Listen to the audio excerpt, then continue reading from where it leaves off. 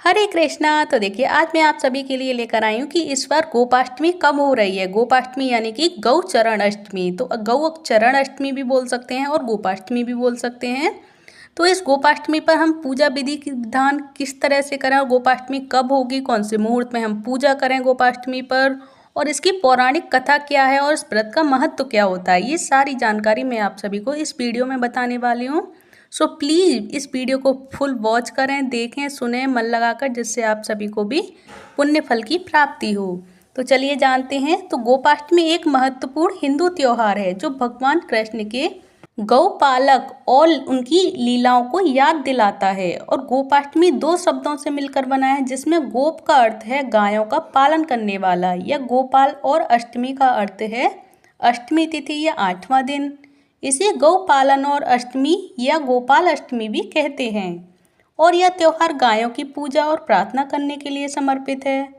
हिंदू संस्कृति में गायों को गौ माता कहा जाता है और उनकी देवी की तरह पूजा अर्चना की जाती है।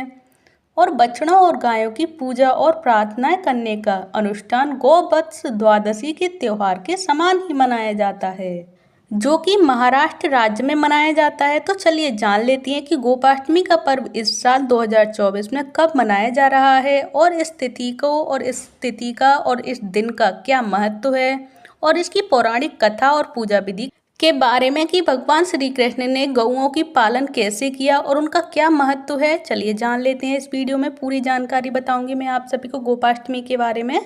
तो गोपाष्टमी हर साल कार्तिक मास के शुक्ल पक्ष की अष्टमी तिथि को मनाई जाती है। और पंचांग के अनुसार इस साल यानी 2024 में गोपाष्टमी तिथि की शुरुआत होगी 8 नवंबर रात 11:56 से होगी, जो 9 नवंबर रात 10:45 तक रहने वाली है। तो उदया तिथि के अनुसार गोपाष्टमी पर्व 9 नवंबर को मनाया जाएगा। और गोपाष्टमी की पूजा विधि क्या होगी, चलिए जान लेते हैं। गोपाष्टमी पर हम किस प्रकार पूजा विधि करें गौओं की, जिससे कि गौ माता हमसे प्रसन्न हो जाएं। तो गोपाष्टमी के दिन प्रातःकाल उठकर स्नान करें और स्वच्छ वस्त्र धारण करें। और पूजा करने से पहले मन को शांत और शुद्ध रखना आवश्यक माना जाता है। और अपने घर के पूजा स्थल या मंदिर को साफ करें और सजाएं। आप रंगोली बनाकर और दीप जलाकर भगवान की पूजा स्थल को सुंदर बना सकते हैं। और गोवर्धन पर्वत की एक छोटी प्रतिमा या तस्वीर को पूजा स्थान पर स्थापित करें। आप चाहें तो गोबर से स्वयं गोवर्धन पर्वत का एक छोटा सा मॉडल बना सकते हैं। इसके बाद गोवर्धन पर्वत को सुंदर फूलों, मालाओं से, रोली, चंदन और धूप से सजाएं। और भगवान कृष्ण, राधा रानी, गोवर्धन पर्वत और गोपी गोपालाओं की स्थापित मूर्तियों का विधिवत पूजन अर्चना करें।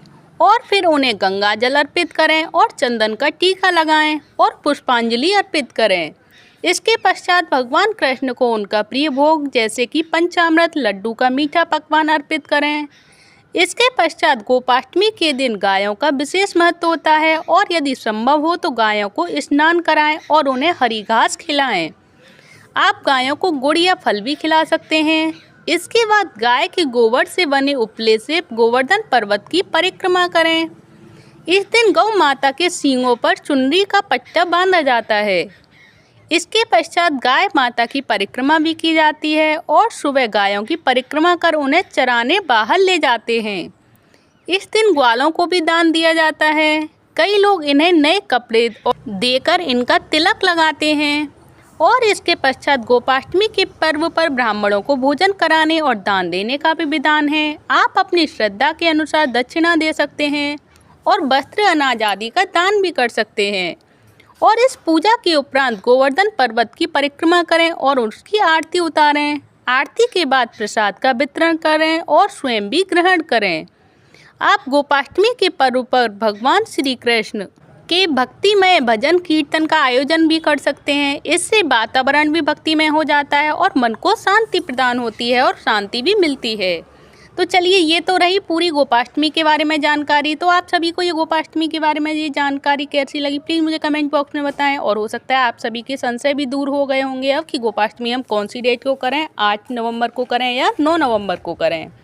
तो चलिए अब मैं आप सभी को बताती हूँ गोपाष्टमी से जुड़ी कुछ कथाएं जो कि गोपाष्टमी से जुड़ी हुई हैं कि गोपाष्टमी क्यों मनाना शुरू हुआ, किस का गोपाष्टमी का त्यौहार मनाया जाता है। तो चलिए जान लेते हैं। तो गोपाष्टमी के उत्सव से जुड़ी कई पौराणिक कथाएं हैं जो कि काफ़ी ज़्यादा प्रचलित हैं और हिंदू शास्त्रों के अनुसार गायों को भगवान श्री कृष्ण के सबसे प्रिय माना जाता है। मान्यताओं के अनुसार जब कृष्ण भगवान ने अपने जीवन के 6ठे वर्ष में कदम रखा था तब वे अपनी यशोदा मैया से जिद करने लगे थे कि वे अब बड़े हो गए हैं और बछड़े को और गायों को चराने के लिए वे गैया चराना चाहते हैं।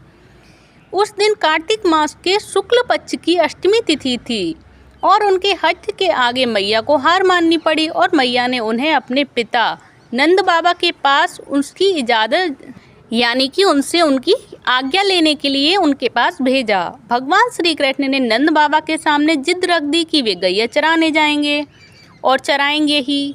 और नंद बाबा गैया चराने की शुरुआत करने का शुभ मुहूर्त पूछेंगे तो सांडिल्य ऋषि के पास पहुँचे। गाय चराने का शुभ मुहूर्त जानने के लिए नंद बाबा किसके पास पहुँचे? सांडिल्य ऋषि के पास पहुँचे और बड़े अचरज में आकर ऋषि ने कहा कि अभी इसी समय के अलावा अगले समय तक और अगले साल तक कोई श्रेष्ठ मुहूर्त है ही नहीं, इसीलिए अष्टमी तिथि से ही कृष्ण गाय चराने की शुरुआत की क्योंकि उस दिन अष्टमी का ही दिन था और इसीलिए गोपाष्टमी के नाम से इस दिन को जाना जाने लगा। और श्री कृष्ण और गोपाल और गोविंद क्यों कहा जाता है? श्री कृष्ण को गोपाल और गोविंदम क्यों कहा जाता है? तो चलिए इसके बारे में भी जान लेते हैं। तो जब श्री कृष्ण ने गैया पालन शुरू किया उस दिन माता ने अपने कानों को बहुत सुंदर तैयार किया था और मोर मुकुट लगाया, पैरों में घुंघरू पहनाए और सुंदर सी पादुका पहनाने लगी। लेकिन कान्हा वे पादुकाएं नहीं पहनी क्योंकि वो पहनना नहीं चाहते थे। उन्होंने मैया से कहा, अगर तुम इन सभी गैयाओं को चरण पादुका पैरों में बांधोगी तभी मैं पहनूंगा पादुकाएं अपने पैरों में। तो मैया ये देखकर भावुक हो गई और कृष्ण पैरों में बिना कुछ पहने अपनी गैयाओं को चारण के लिए ले गए और गौचरण करने के कारण ही श्री कृष्णा को गोपाल या गोविंदम के नाम से भी जाना जाने लगा।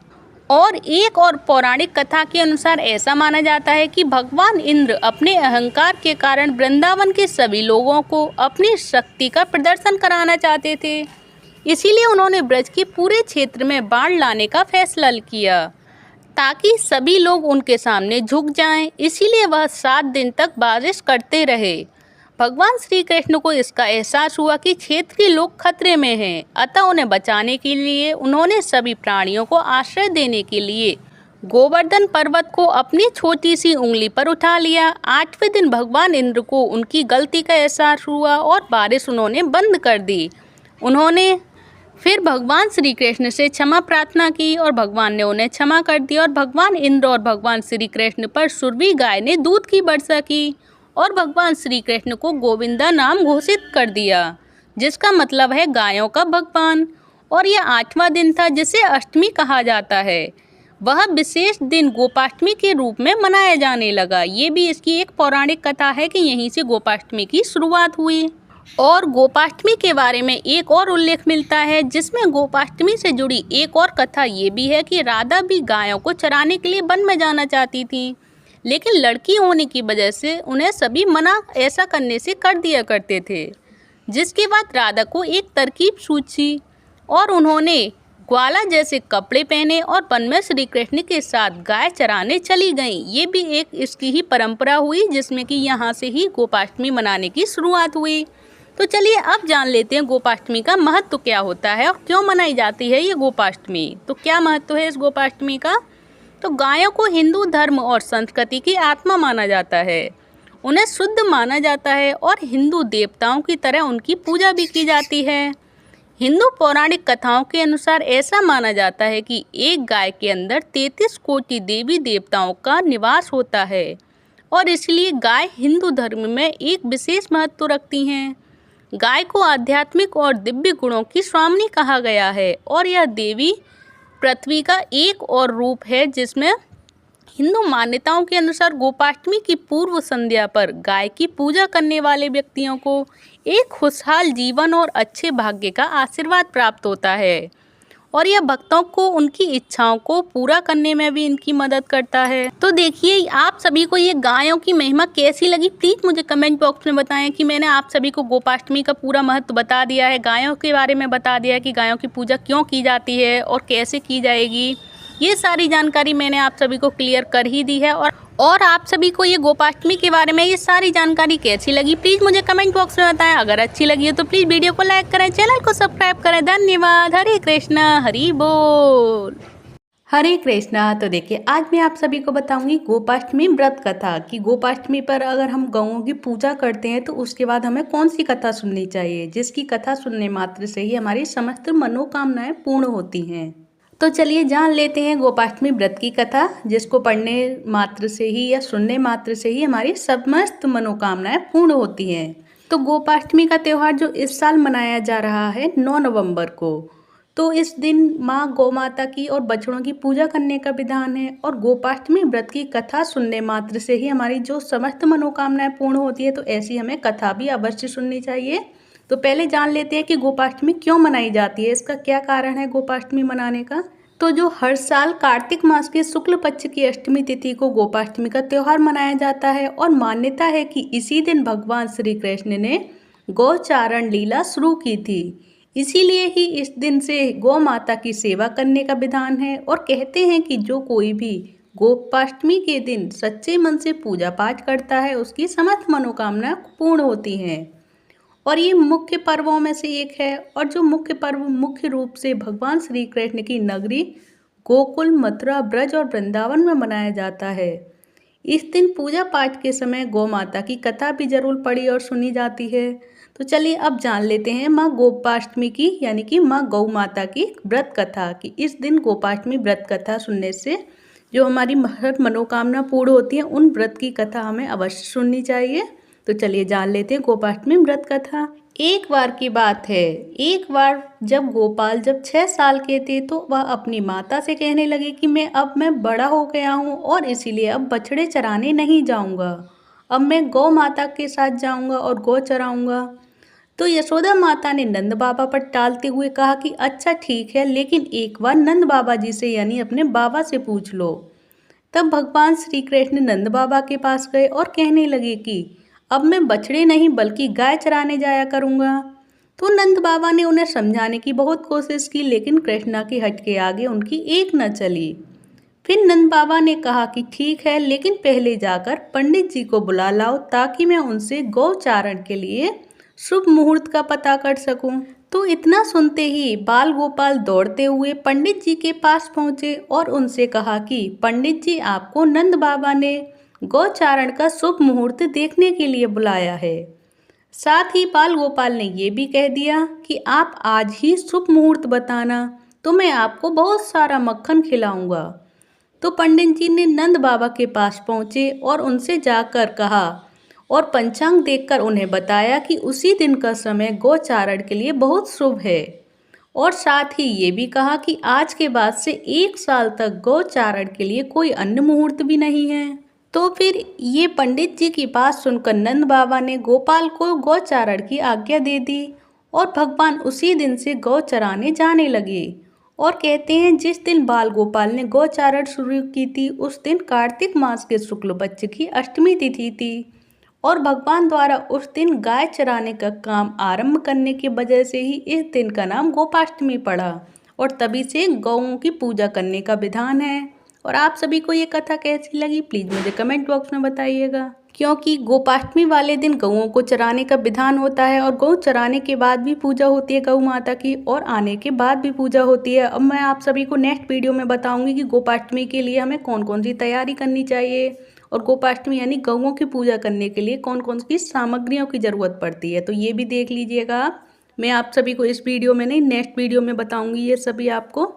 तो आप सभी को ये गोपाष्टमी की कथा कैसी लगी प्लीज़ मुझे कमेंट बॉक्स में बताएं। अगर अच्छी लगी हो तो प्लीज़ एक लाइक करें, वीडियो को सब्सक्राइब करें। धन्यवाद। हरे कृष्णा, हरि बोल। हैप्पी गोपाष्टमी। हरे कृष्णा। तो चलिए आज मैं आप सभी को बताती हूँ कि इस गोपाष्टमी पर यानी कि गोपाष्टमी को गौचरण आठ्य भी कहते हैं और अष्टमी भी बोला जाता है। तो इस गोपाष्टमी पर हम गौओं की पूजा करते हैं और गौओं को चराने जाया जाता है और गौओं की पूजा अर्चना और प्रार्थना की जाती है गौओं से।